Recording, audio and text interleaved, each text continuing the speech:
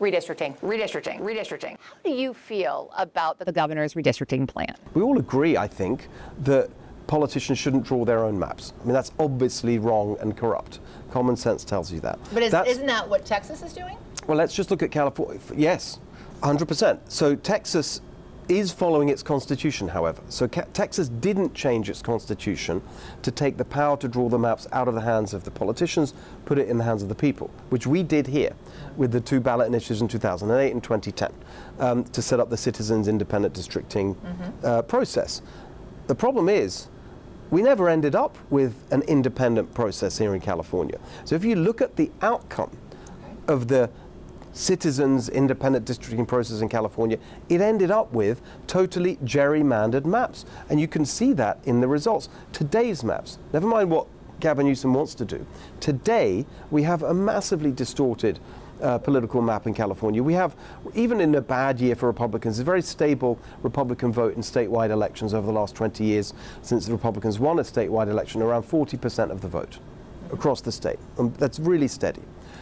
Republicans don't have 40% of the representation in Congress, anything like. It's actually less than half that. It's 17%. And with this new plan that they've got, it will be down to 6%. Now, I understand that the districts aren't supposed to be a perfect match in terms of proportional representation, but it's not supposed to be wildly out of step with that. Yes, we voted for independent districting. That's not what we got, because the process was hijacked by the Democrats. Now, you could say, well done, they did a good job up high, but that's not what we voted for. Right now, if you look at the actual, just the total number of votes cast, it basically takes around 600,000 or so votes to elect a Republican to Congress. It takes around 200,000 votes to elect a Democrat to Congress. A Democrat vote in California today is worth 3 times what a Republican vote is. With these new maps, it's going to be it's going to be 8 times. 8 times.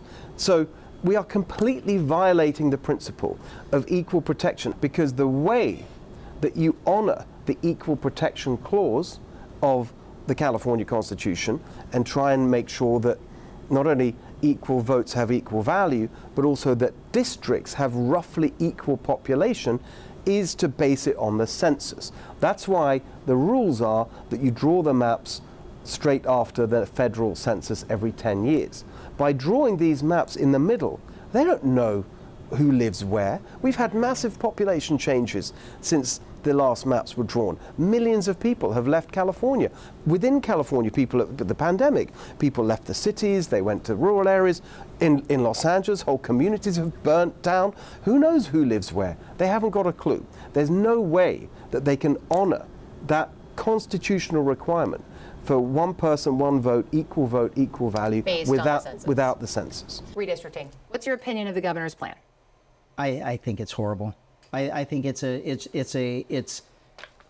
let me tell you how broken something is by telling you I'm going to break it more.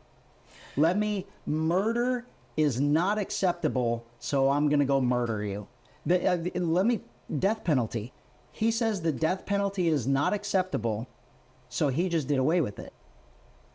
It doesn't fly. It flies in the face of his decision to do this. He's saying this is wrong, so I'm going to do it too. He's saying the death penalty is wrong, so he's not going to do it. He's going to do it just because we told him we want him to. That's what the voters wanted. He's going to do what he wants to do. So this is a perfect example. I'm going to tell you all that someone else is breaking the law, so that means I can break the law. I'm going to tell you all that someone's doing something unethical, so I'm going to do something unethical. But that's not how we live. That's not what California wants. We will do everything we can legally to make sure that we have the absolute best state in the country, the most fair state in the country, that doesn't exist here. The whole idea of gerrymandering so we can rig votes and everything else, we will make sure that doesn't happen. And I'm going to tell you that I kind of believe that we do have a good system, although I don't 100% agree with it, because they were still appointed people. It wasn't random people that they just picked and said, here, come help us do this. It was still appointed people. So you can just look at it, and my county for sure with redistricting, it's like, oh, really? And so it was completely obvious. Redistricting. Clearly, you were a supporter of the governor's plan. How much money did you spend on advertisements leading up to that election? Over $10 million. $10 million. Do you think that your ads in particular move the needle? I do. And I'll tell you this. As I've said, I really give Gavin all the credit. It was his idea, and he put it on the ballot. What we were trying to do was reframe the question for Californians, which is this. We were saying someone is trying to steal an election. Donald Trump is trying to steal an election. We have to stand up for ourselves. That's all this is. Someone is trying to hurt us, and we need to stand up for ourselves, and that's going to be true. And we're not playing by the old rules because the old rules no longer apply. Prop 50 was a response to an attack. Okay. I think that Donald Trump started the attack. I think that California traditionally has been an anti-gerrymandering state, and I'm sure that Gavin is traditionally an anti-gerrymandering person. But what happened is the rules got thrown out. The whole idea that we're going to have certain norms of society, no, we're not. We're not playing by those rules anymore. Okay. If we're going to be in a situation... But there's always been gerrymandering. I mean, California is the only state that doesn't really gerrymander. My point is, if you're going to be playing in a situation where there are no norms, and I think there's a sense that, we're playing in the old world where people have certain ways of behaving. But the truth is, we have a president who is going to be aggressive about trying to win an election any way he can. And the idea that we don't have to respond to that and should keep norms, maybe they were only our norms, I don't care. And I believe this is just the opening salvo. There will be multiple salvos of how this is a guy who literally tried to steal an election. I mean, let's be accurate here. This is a guy who called around to the different states trying to get votes from people who are counting and ask them to find votes, quote unquote. So let's go back to California voters. 6 million Californians voted for President Trump. More than a third of Californians voted against Prop 50. Now, you have the benefit of sitting here with me after the election. All the other candidates that we've interviewed so far, we didn't know what the outcome was going to be. So they sort of had to walk this fine line because they didn't know if Californians would pass Prop 50, right? You now know the majority of Californians supported this movement. So we have to say that for everyone's benefit. However, you still have a third of California voters that did not support this movement, including Democrats. Right. And by the way, those 6 million voters who voted for Trump, not all of them were Republicans. And so my question, and it has become a somewhat controversial question, but I think it's an important one. What do you say to those 6 million people, Californians who you represent, who voted for Trump, and I think it was 4 million people who voted against Prop 50, whether it be because they like President Trump or whether it be because they just don't support the gerrymandering that we're now doing? I'd say two things. One is, you ask me why I'm running for governor of California, and I'm running for governor of California to deal with the affordability issue of the people of California who love the state, who live here and can't afford to live here. At the same time, so I will stand up for try and make the life better for every single Californian citizen, regardless of political affiliation, regardless of where they live in the state, regardless of what they think. That is my job, and that's what I intend to do. I will also stand up for the state of California itself when I think we're under attack as a group.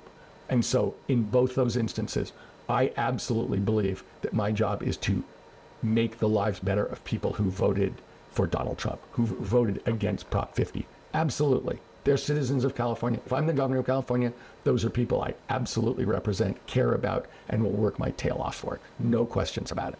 Redistricting. What do you think of the governor's plan? I support the governor's plan. What do you say to the 40% of California voters who you'll need in order to win, who voted for Trump? How would I need them in order to win, man? Well, unless you think you're going to get 60% of the vote. You think you'll get 60%. Everybody who did not vote for Trump will vote for you. That's what you're thinking. In a general election, yes.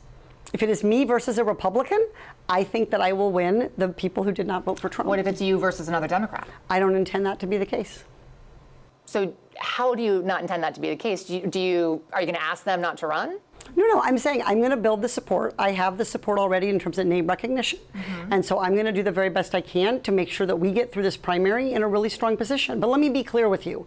I represented Orange County.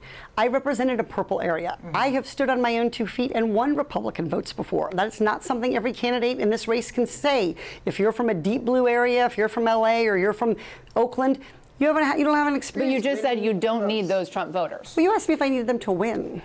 So you don't I think feel you like need this them is to win. unnecessarily argumentative. What is your question? The question is the same thing I asked everybody, that this is being called the empowering voters to stop Trump's power grab. Every other candidate has answered this question. This is not Correct. And I argumentative. said I support it. So, and the question is, what do you say to the 40% of voters who voted for Trump? Oh, I'm happy to say that. It's the do you need them to win part that I don't understand. I'm happy to answer the question as you have it written, and I'll answer it. And we've also asked the other candidates, do you think you need any of those 40% of California voters to win? And you're saying, no, you don't. No, I'm saying I'm going to try to win every vote I can. And what I'm saying to you is that Well, to those voters, okay, so you... I don't want to keep doing this. I'm going to call it. Okay. Thank you. You're not going to do the interview with us? Nope, not like this. I'm not. Not with 7 follow-ups to every single question you ask. Every other candidate has answered I don't our care. follow-ups. I don't care. I want to have a pleasant, positive conversation in which you ask me about every issue on this list. And if every question you're going to make up a follow-up question, then we're never going to get there. Ms. And we're Porter, just going to circle around. I am an investigative I have never had to do reporter. this before, ever. You've never had to have a end an conversation interview. with To end a an reporter? interview. Okay, but every other candidate has done this. What part of I'm me? I'm running for governor because I'm a leader. So I am going to make. So you're not going to answer questions from reporters? Okay, why don't we go through? I will continue to ask follow-up questions because that's my job as a journalist, but I will go through and ask these, and if you don't want to answer, you don't want to answer. So nearly every legislative... I don't want to have an unhappy experience with you, and I don't want this all on camera. I don't want to have an unhappy experience with you either. I would love to continue to ask these questions so that we can show our viewers what every candidate feels about every one of these issues that they care about. And redistricting is a massive issue. We're going to do an entire story just on the responses to that question. And I've asked everybody the same follow-up questions. What do you say to those 6 million voters who you will also represent as governor? No one should do power grabs. No one is a king. No one has a right to deny you your vote. No one has a right to deny you your taxpayer dollars coming back to you to provide the services for your mom's health care, for your kids' education.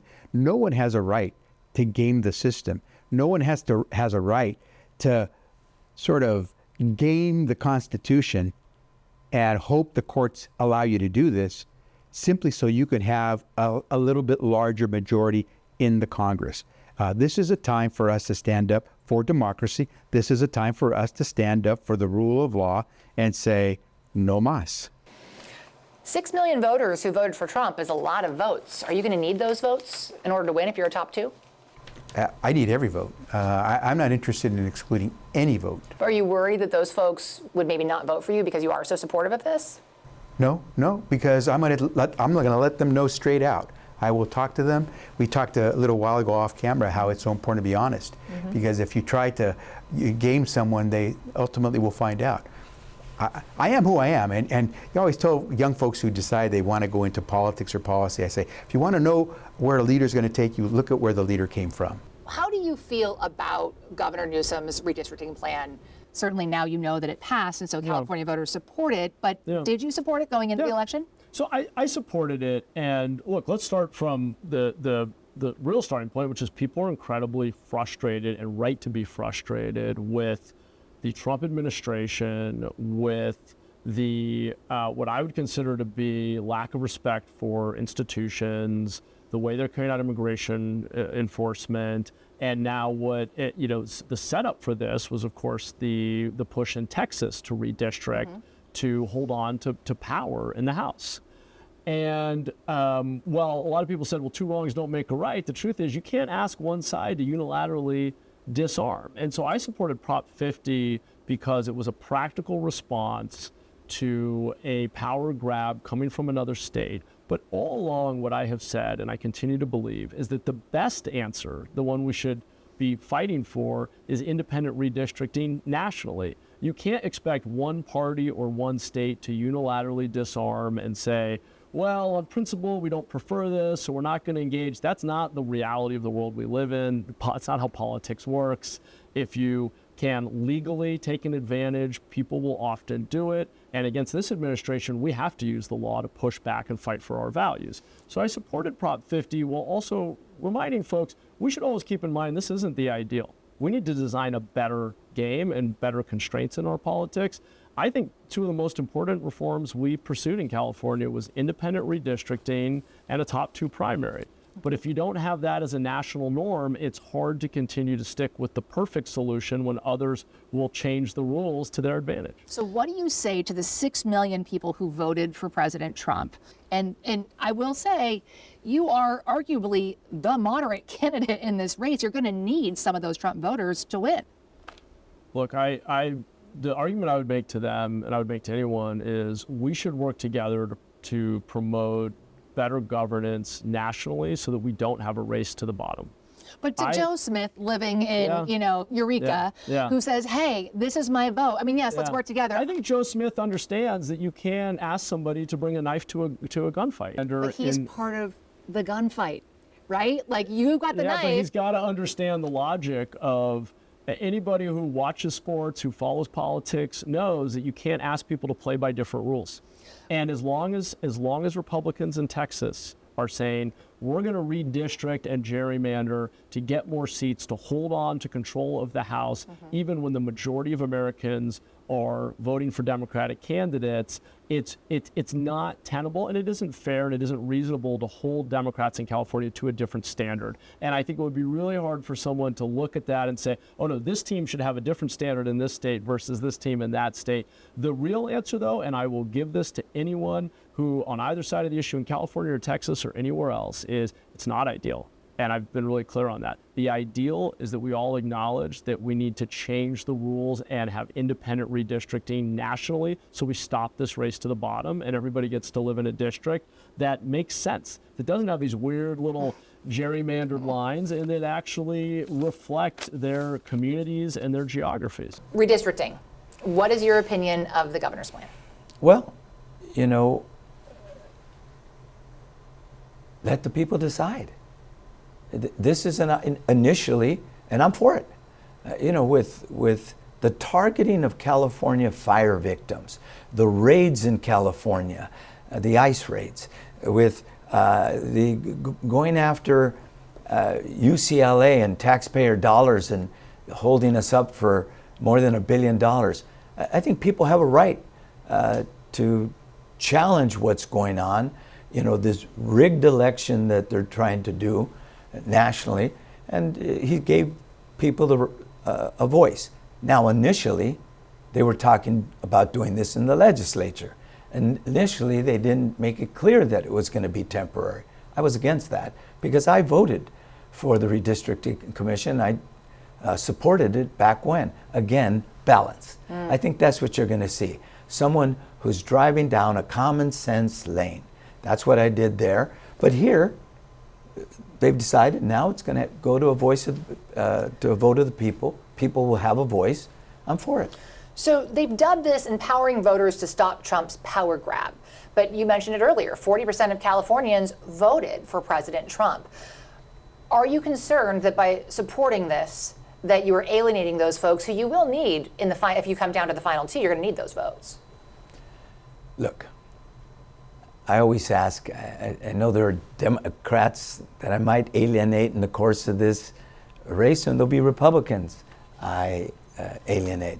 There'll also be Democrats and some Republicans that want a leader who's a uniter, who wants to work with both sides, who wants to focus on common sense.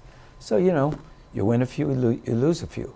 All right, redistricting. What is your opinion of the governor's plan? I support it. I've endorsed it publicly. I think that we're looking at real gerrymandering coming out of states like Texas, and California has an opportunity to push back and to say that we not only will give voters something better and the chance to gain 5 new Democratic seats, we're doing it in a way that is transparent. We're doing it in a way that lets the voters decide. And it is time limited. And as it sunsets, California will revert to the original map set by our redistricting commission. Now, this has been dubbed by the governor and the majority party as empowering voters to stop Trump's power grab. Yes. 40% of the voters that you're talking about voted for President Trump in this last election. So what do you say to those folks who, in a two-person primary, you're going to need some of that 40% of that vote, right? So what do you say to those voters to get their vote back when you're supporting something that they may not agree with? You know, voters change. And while those folks voted for Trump, for example, largely on the issue of immigration, for example, most Americans do not support Trump's attacks on the immigrant communities. Something like 70% of Americans are saying they do not support that, and they want to see a path to citizenship. And so just because 40% of Californians or Americans voted for Trump, that doesn't mean that they support every policy that they have. I'm certain that they don't agree with the policies that he's using to attack education, closing the Department of Education, taking away $1 billion from our state. I'm certain that this is not what they voted for. Many of them think that they voted for getting some relief around gas prices and grocery prices, but what have they seen? They haven't seen that yet. But this is a power grab, and we have an opportunity to block it and to protect California's interests and to do it in a way that is transparent.